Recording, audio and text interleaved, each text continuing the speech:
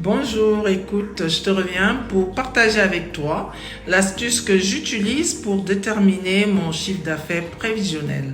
Écoute, tu as besoin de quelques données sur une période de 3 ans, les 3 dernières années de préférence pour une entreprise très jeune, faire avec les données dont on dispose.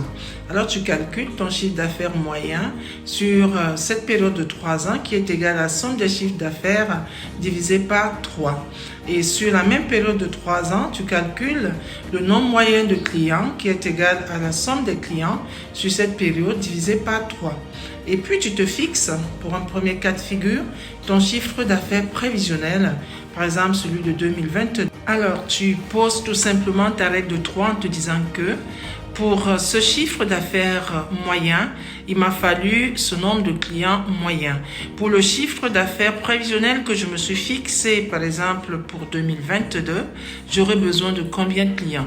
Le nombre de clients dont j'aurai besoin pour faire mon chiffre d'affaires prévisionnel sera égal au chiffre d'affaires prévisionnel que je me suis fixé, multiplié par le nombre de clients moyens sur la période de 3 ans, divisé par le chiffre d'affaires moyen.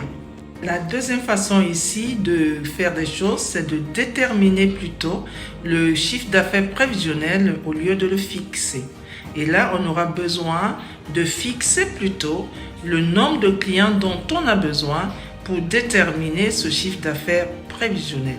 Le chiffre d'affaires prévisionnel ici sera égal, en posant tout simplement sa règle de 3 toujours, au nombre de clients qu'on s'est fixé pour faire ce chiffre d'affaires prévisionnel ou pour déterminer ce chiffre d'affaires prévisionnel multiplié par le chiffre d'affaires moyen sur la période de 3 ans divisé par le nombre de clients moyens sur la même période de 3 ans. Les deux cas de figure, que tu te fixes ton chiffre d'affaires prévisionnel ou que tu le détermines, tu as besoin ici pour atteindre ton objectif de mettre en place une stratégie efficace de communication, de commercialisation et de marketing. Parce que le nombre de clients dont tu as besoin pour faire ton chiffre d'affaires prévisionnel est composé de deux parties. Une partie est faite des anciens clients et l'autre partie est faite de nouvelles parts de marché à conquérir. Et pour la partie faite des anciens clients, il va falloir mettre en place une stratégie efficace de fidélisation de tes clients. Pour des entreprises qui tiennent compte de la saisonnalité, tenir compte du coefficient de saisonnalité pour faire vos prévisions de vente. Écoute, je te souhaite une très belle écoute et à très bientôt.